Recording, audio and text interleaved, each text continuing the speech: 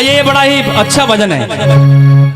एक औरत जिसको सभी परेशान करते हैं घर में, अब उसने उठ के सवेरे अपनी सहेली से पूछी कि सखी मुझे क्या करना चाहिए। सारे ही परेशान करते हैं, सासू भी, ससुरे भी, जेठ जेठानी, देवर दुरानी, सारा तंग कर रखी बिल्कुल।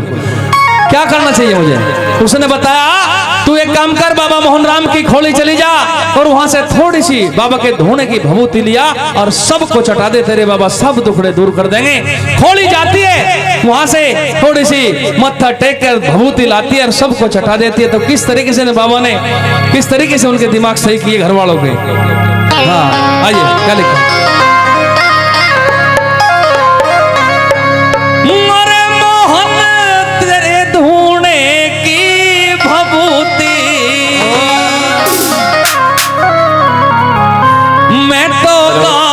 बांध के लाई,